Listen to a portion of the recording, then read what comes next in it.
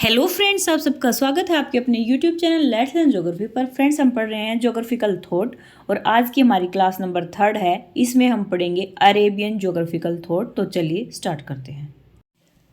देखिए भाई, सबसे पहले अल मामून ने पृथ्वी की परिधि की गणना की थी। कितनी बताई थी? 20,160 मील बताई थी।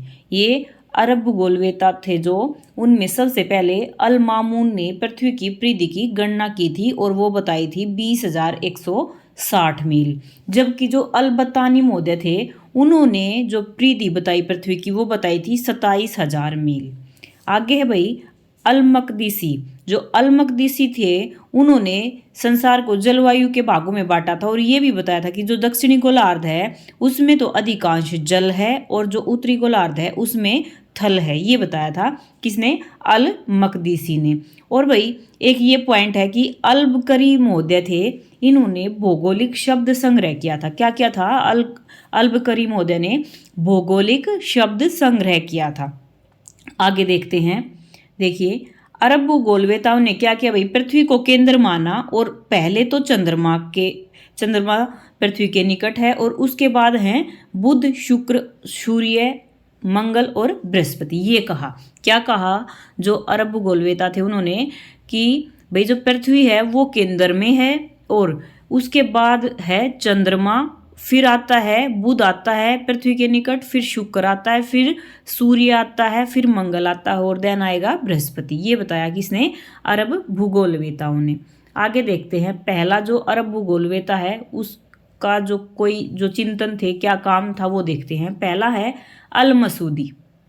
जो अल मसूदी महोदय हैं उन्हें क्या कहा जाता है? अरब का हेरोडोटस कहा जाता है। क्या कहा जाता है? अरब का हेरोडोटस कहा जाता है। किसको? अल मसूदी को। इनकी 4 रचनाएं थी लेकिन अब ये सिर्फ एक ही रचना उपलब्ध है अल मसूदी की। और कौन सी बुक है वो? उस बुक का नाम है मिराज उल दहाब। क्या है? मिराज उल दहाब, यानी कि गोल्डन मीडोज। ये किसकी बुक है? अल मसूदी की है। अल मसूदी को और किस नाम से जाना जाता है? अरब का हेरोडोटस कहा जाता है। और जो अल मसूदी महोदय हैं उन्होंने महाद्वीपों और महासागरों की स्थिति, आकार के बारे में बताया था और उनको सीमा का विज्ञान था। ठीक है। आगे है भाई, ये अल मसूदी महोदय के बारे में ही है पूरा का पूरा। ये है कि कैस्पियन सागर की यात्रा की थी अल मसूदी महोदय ने और हिकेटियस और हेरोडोटस के समय से ये चला आ रहा जो विवाद था ना, कि जो ये सागर है कैस्पियन सागर है, ये किससे जुड़ा है, लाल सागर से या काले सागर से। इस विवाद को अल मसूदी महोदय ने खत्म किया था और बताया था कि जो कैस्पियन सागर है ना वो किसी भी सागर से नहीं जुड़ा है। क्या किया? जो अल मसूदी महोदय थे उन्होंने कैस्पियन सागर की यात्रा की और एक विवाद चला हुआ था हिकेटियस और हेरोडोटस के समय से ही। उन्होंने क्या बताया उस विवाद, वो पहले तो देखिए कि वो विवाद क्या था। वो विवाद ये था कि जो कैस्पियन सागर है वो लाल सागर से जुड़ा है या काले सागर से जुड़ा है। तो कुछ तो वैज्ञानिक थे वो कहते थे लाल सागर से जुड़ा है कैस्पियन सागर, कुछ कहते थे काले से जुड़ा है। लेकिन जो अल मसूदी महोदय थे उन्होंने इस सागर की यात्रा की और इन्होंने क्या कंक्लूजन बताया कि जो कैस्पियन सागर है ना वो इनमें से न तो लाल से जुड़ा है और न ही काले से जुड़ा है। ठीक है। फिर विश्व की जो उत्तरी सीमा है वो कैस्पियन सागर के उत्तर तट पर बताई। किसने बताई? अल मसूदी महोदय ने बताई। आगे है दूसरा अरब भूगोलवेता कौन सा है भाई? ये है इबन हाकल। क्या है? इबन हाकल। इनके नाम याद रखना भाई, कई नाम तो एक जैसे से लगेंगे आपको। इबन हाकल महोदय की एक बुक थी भाई, उस बुक का क्या नाम था? The Book of Roots and Realms. क्या? The Book of Roots and Realms. इस बुक में क्या क्या था? पृथ्वी की जो लंबाई और जो चौड़ाई थी ना उसका वर्णन किया था। किसने? इबन हाकल महोदय ने। बुक याद रखना भाई, ये एक एक दो दो बुक है इनकी, इंपॉर्टेंट है, यहाँ से क्वेश्चन बनते हैं। और क्या किया इन्होंने? कैस्पियन सागर और उत्तरी सागर के बीच कोई संबंध नहीं बताया। क्या बताया इबन हाकल महोदय ने? कि भाई जो कैस्पियन सागर है और जो उत्तरी सागर है इनके बीच संबंध नहीं है। यूरोप को द्वीप के रूप में बताया। फिर इन्होंने क्या बताया? यूरोप को द्वीप के रूप में बताया। फिर है भाई सूरत अल मर्द। क्या है? सूरत अल मर्द। इनकी एक फेमस बुक थी। किसकी? इबन हाकल की। तो 2 बुक्स हो गई अब तक, the Book of Roots and Realms और सूरत अल मर्द, ये 2 फेमस बुक थी किसकी, इब्न हाकलमौदे की। और फिर इन्होंने आगे क्या बताया, भूमध्य रेखा से 20 डिग्री दक्षिण की यात्रा की इन्होंने और इन क्षेत्रों को रहने लायक बताया। क्या कि भाई भूमध्य रेखा से 20 डिग्री दक्षिण की ओर इन्होंने यात्रा की और ये बताया कि भाई यहाँ पे लोगों का निवास स्थान हो सकता है। किसने बताया, इब्न हाकलमौदे ने बताया। तीसरा अरब वैज्ञानिक कौन सा है भाई, भूगोलवेता, ये है अल बरूनी। क्या है, अल बरूनी। 11वीं शताब्दी को अल बरूनी काल कहा जाता है भाई। क्या कहा जाता है, 11वीं शताब्दी को अल बरूनी का काल कहा जाता है। और अल बरूनी का पूरा नाम था अबू रेहान। ये इंपॉर्टेंट है भाई, नाम याद रखना। पूरा नाम था अल बरूनी का अबू रेहान। और भारत का अध्ययन करने वाला ये पहला अरबी विद्वान था। क्या था, भारत का जिसने अध्ययन किया वो पहला अरब का भौगोलिक वैज्ञानिक था ये, ठीक है, भूगोलवेता था। इन्होंने बुक लिखी, वो 3 बुक हैं वही, तीनों बुकों को अच्छे से याद रखना। किताब अल हिंद, क्या है, किताब अल हिंद, और दूसरी है तारीख अल हिंद। किताब अल हिंद, तारीख अल हिंद, और तीसरी है अल कानून अल मसूदी।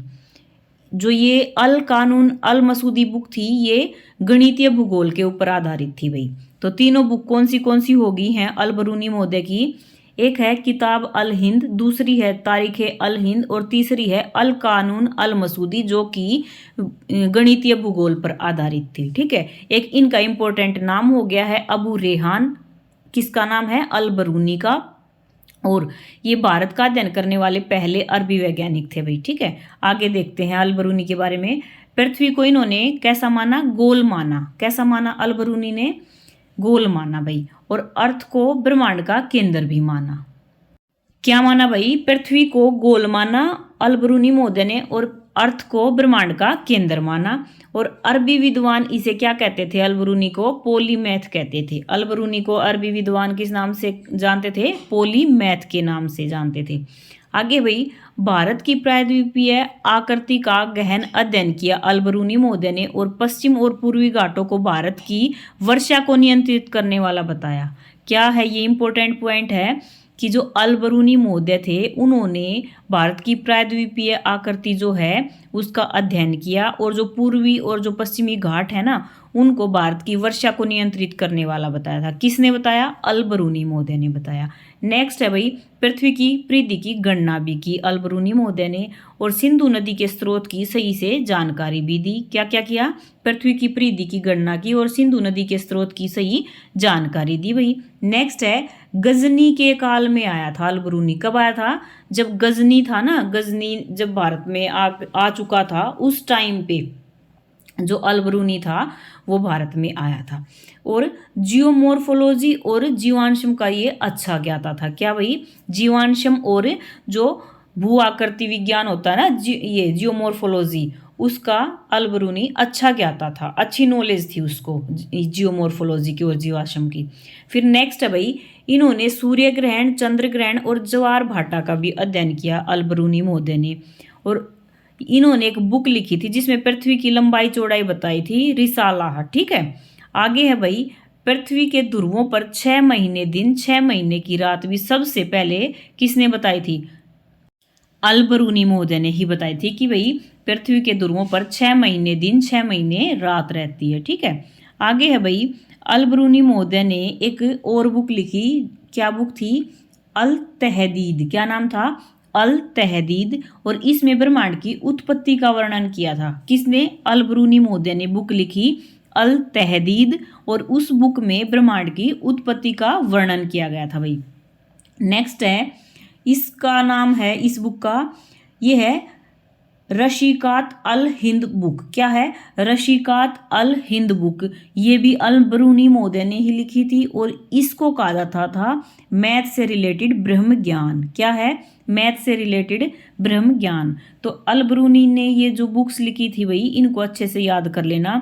एक ये बुक है अल तहदीद जिसमें ब्रह्मांड की उत्पत्ति का वर्णन था, और ये एक और थी उसको कहा जाता था ब्रह्म ज्ञान, जो कि मैथ से रिलेटेड थी, और बुक का नाम था रशीकात अल हिंद बुक, ठीक है। नेक्स्ट है भाई, अटलांटिक महासागर को डार्क ग्रीन सी भी किसने कहा था? अल-बरूनी महोदय ने कहा था। और अटलांटिक और हिंद महासागर से जुड़े होने के तथ्य भी इन्होंने बताए थे। क्या कहा था? कि जो अटलांटिक महासागर है वो डार्क ग्रीन सी है और अटलांटिक और हिंद महासागर हैं वो आपस में जुड़े हुए हैं। किसने कहा? अल-बरूनी ने कहा भाई। युवा, प्रौढ़ और वृद्ध, ये 3 अवस्थाएं भी जो नदी की हैं, जो आजकल हम पढ़ रहे हैं, जो भी हमने जो नदियों से रिलेटेड टॉपिक किए हैं उसमें हमने युवा अवस्था में बनी हुई स्थलाकृतियां पढ़ी, प्रौढ़ अवस्था में, वृद्ध अवस्था में, ये सारी पढ़ी थी ना। तो ये सबसे पहले नदी की 3 अवस्थाएं भी अल-बरूनी महोदय ने ही बताई भाई। नेक्स्ट है भाई, नील नदी से जुड़े हुए तथ्य भी बताए अल-बरूनी महोदय ने। और किताबे उल हिंद में इन्होंने बंगाल की खाड़ी से मानसून आता है ये बात बताई। क्या? किताबे उल हिंद, ये बुक थी इनकी अल-बरूनी की। इन्होंने इसमें बताया कि बंगाल की खाड़ी से मानसून आता है भाई। आगे है भाई, जो अल-बरूनी महोदय थे उन्होंने मानव पर पर्यावरण का प्रभाव भी बताया कि जो मानव है उसके ऊपर पर्यावरण का प्रभाव पड़ता है। ये किसने बताया? अल-बरूनी महोदय ने बताया। और क्या इंपॉर्टेंट फैक्ट्स बताए इन्होंने कि जो भूमध्य रेखा पर रहने वाले लोग हैं वो काले रंग के होते हैं और क्रूर होते हैं। ये किसने बताया? अल-बरूनी महोदय ने बताया। और क्या किया इन्होंने? अल कानून अल मसूदी एक बुक थी इनकी। क्या नाम था बुक का? अल कानून अल मसूदी। और इस बुक की जो तुलना है वो टोलमी महोदय की जो अलमागस्ट जो है उससे की जाती है।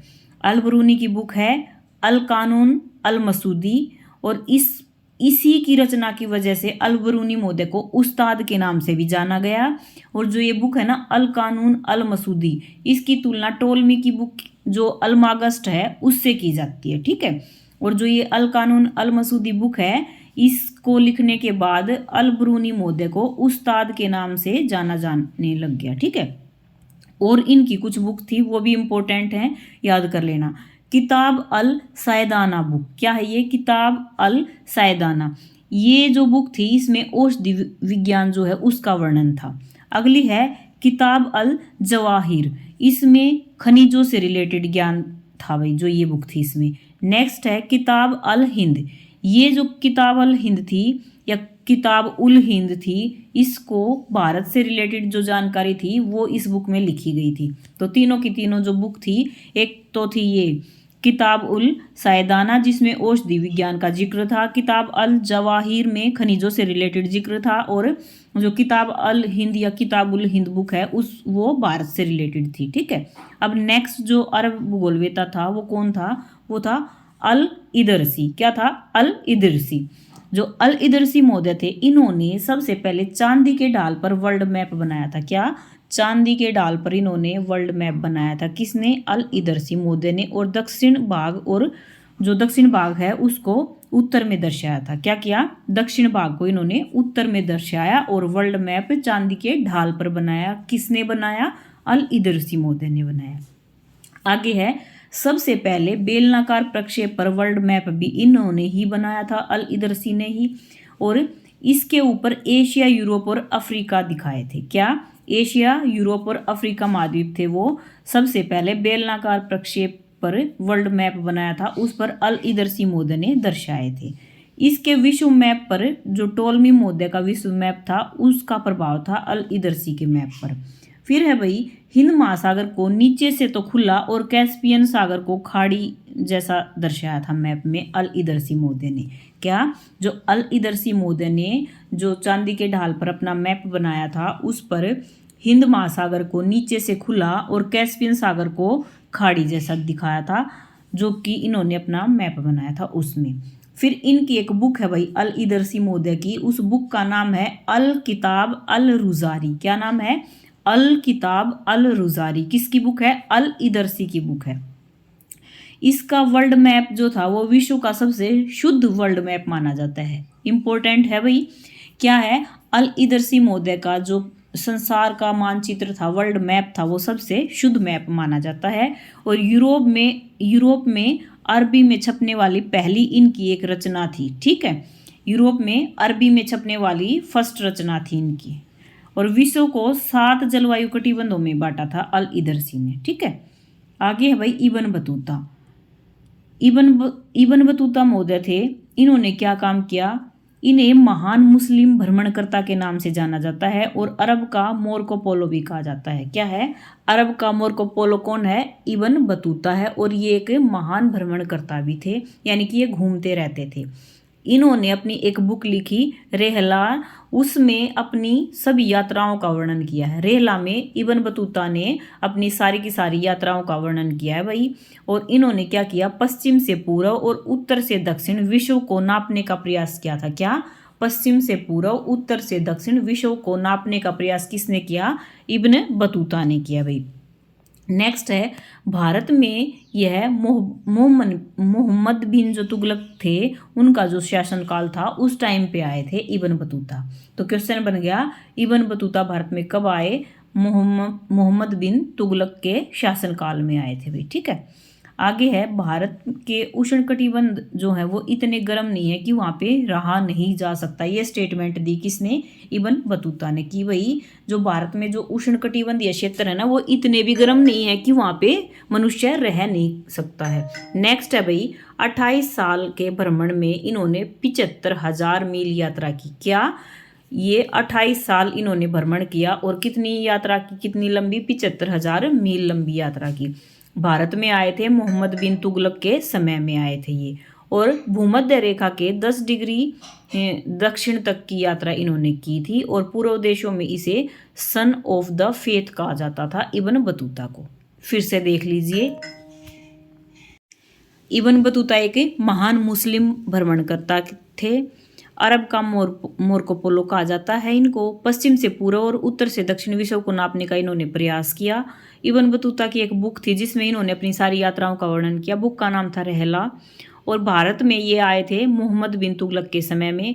और भारत के उष्णकटिबंध को इतना गर्म नहीं माना कि वहाँ पे लोगों से रहा ना जा सके, ये कहा इब्न बतूता ने।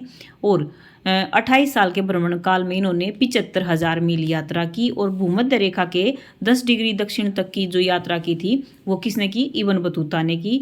और इब्न बतूता को पूर्व के देशों में सन ऑफ द फेथ के नाम से जाना जाता है। आगे देखते हैं भाई, इब्न खल्दून। नेक्स्ट है इब्न खल्दून। भूगोल के क्षेत्र में योगदान देने वाला ये लास्ट अरब भूगोलवेता था। क्या था? ये सबसे आखिरी भूगोलवेता था जो अरब का था, जिन्होंने भूगोल के क्षेत्र में योगदान दिया। बुक थी इनकी मुकदमी शाह। क्या था? मुकदमी शाह, जो कि 6 खंडों में थी इनकी ये बुक। और इसमें मनुष्य को पर्यावरण के साथ संबंध बताया है। इसमें इन्होंने मनुष्य का पर्यावरण से और मनुष्य की प्रकृति के साथ जो जीवन शैली है उसका भी वर्णन किया है। और विश्व जनसंख्या के कारणों की व्याख्या करते हुए इब्न खल्दून ने बताया कि जो जनसंख्या दक्षिण की अपेक्षा उत्तर गोलार्ध में है भाई। क्या? इब्न खल्दून महोदय ने विश्व जनसंख्या के कारणों की व्याख्या करते हुए बताया कि जो जनसंख्या है ना वो दक्षिण गोलार्ध की अपेक्षा उत्तरी गोलार्ध में, यानी कि जो स्थलीय गोलार्ध है ना, उत्तरी गोलार्ध वहाँ पे है। किसने बताया? ये इब्न खल्दून ने बताया। इनकी बुक का नाम था मुकदमी शाह, जो कि 6 खंडों में थी।